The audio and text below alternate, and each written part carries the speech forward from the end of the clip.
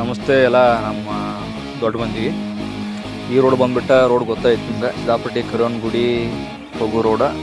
ಟೋಕ್ರಟ್ಟಿಯಿಂದ ಲಕ್ಷ್ಮೀ ಕ್ರಾಸಿಗೆ ಹೋಗುತ್ತಿದೆ. ಈ ಎಕ್ಕ ರೋಡ್ ಖರಾಬ್ ಆಗೈತಿ. ಅಲ್ಪ ಸ್ವಲ್ಪ ರೋಡ್ ಮಾಡಿದ್ರಂತ ಹೋದ ವರ್ಷ ಮಾಡಿದ್ರು, ಹಚ್ಚು ವರ್ಷ ಮಾಡಿದ್ರು, ಯಾರು ಮಾಡಿದ್ರು ಏನೋ ಗೊತ್ತಿಲ್ಲ. ಇಲ್ಲೇ ಸಣ್ಣ ಗಾಡಿ ಹಿಡ್ಕೊಂಡು ದೊಡ್ಡ ಗಾಡಿವರೆಗೂ ಎಲ್ಲ ಇವು ಅಕ್ಕವ. ಮ್ಯಾಕ್ಸಿಮಮ್ ಹೇಳ್ಬೇಕಪ್ಪ ಅಂತಂದ್ರೆ ನೀರು ಎಷ್ಟೈತೆ ಅಂತ ತೋರಿಸೇ ಬಿಡ್ತಾನು.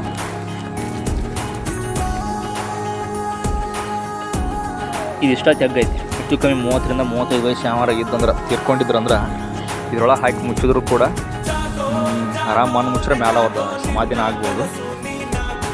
ಇಲ್ಲಿ ನೀರು ನೋಡ, ಇದು ಇಷ್ಟ ಐತಿ. ಈ ಥರ ತೆಗ್ಗಳು ಭಾಳ ಬಿದ್ದಾವ.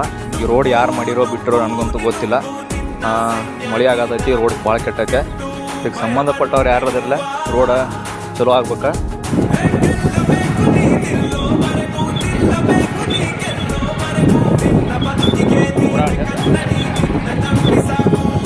ಇದು ರೋಡ ಯಾರಿಗೆ ಸಂಬಂಧ ಬರ್ತೈತಿ ಬಿಟ್ಟೈತಿ ಗೊತ್ತಿಲ್ಲ. ಇದನ್ನ ಯಾರು ಮಾಡಿದ್ರು ಗೊತ್ತಿಲ್ಲ.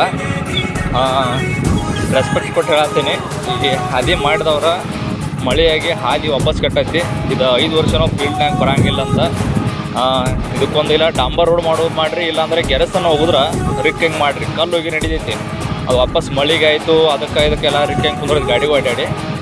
ಇಲ್ಲಿ ಅನ್ಕ ನೋಡಂಗೇ ಇಲ್ಲ. ಯಾರ ಮುದುಕ್ರ ಅಂಥವ್ರು ಬಂದ್ರಂದ್ರೆ ಗಾಡಿ ಮೇಲೆ ಹಾಕ್ಕೊಂಡು ಬೀಳ್ಬೇಕು. ನಮ್ಮಂಥವ್ರ ಬೀಳ್ತಾರೆ, ಇನ್ನು ಅಂಥವ್ರಿಗೆ ಅನ್ನೋದೇನ ಪೂರ್ತಿ ಹೇಳ್ಬೇಕಂದ್ರೆ ಹಾದಿ ಭಾಳ ಕೆಟ್ಟೈತಿ. ಕಿಮ್ಮತ್ತು ಹೇಳತ್ತೇನೆ, ಹಾದಿನ ಮಾಡಿರಿ ಆದಷ್ಟು ಲಗುಟ.